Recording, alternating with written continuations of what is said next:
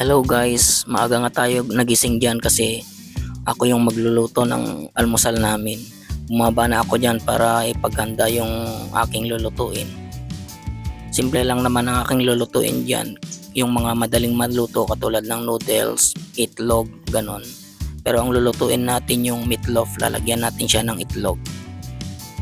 Nagbasag na tayo dyan ng 2 itlog para ihalo dun sa lulutuin nating meatloaf. Ako kasi lagi ang nagluluto sa umaga kasi ako yung pinakamaagang nagigising. Yung mga kasama ko tulog pa sila, mga 6 pa sila magigising yon. Tamang tama pag nakaluto na ako.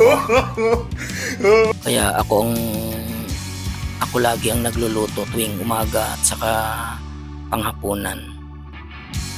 Yan, halo-halo na natin yung itlogs dun sa may meatloaf.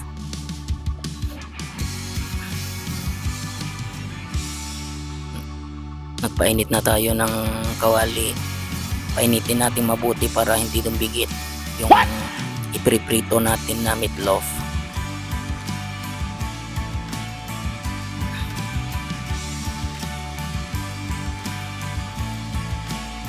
Yan, mainit na. Ilagay na natin yung meatloaf natin. Lagyan din natin ng itlog sa ibabaw para matakpan rin siya ng itlog. Pwede na!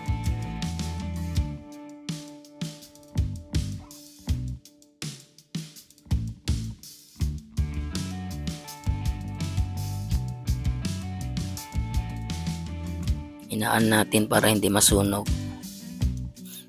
Yan, luto na ata sa ilalim, kaya baliktarin na natin. Parang nangingitim na, parang sunog na ata. Yun, dumikit pa. Pag-iwa-hiwalin natin para mabilis lang siyang mabaliktad.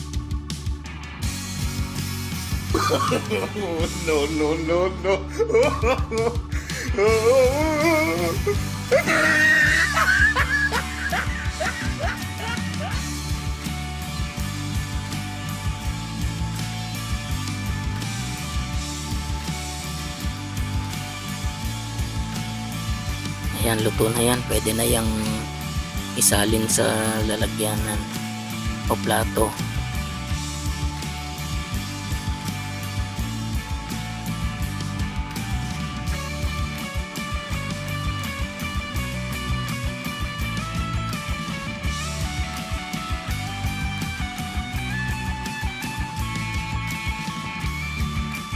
Sunod na natin yung second batch kasi hindi nagkasya yung una, kaya may isa pang natitira, at saka yung itlog priprito na rin natin yung natitirang itlog. Yan, luto na rin siya.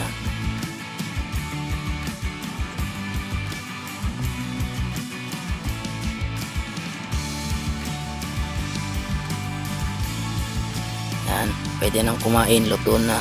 Naluto ko na rin dyan yung noodles.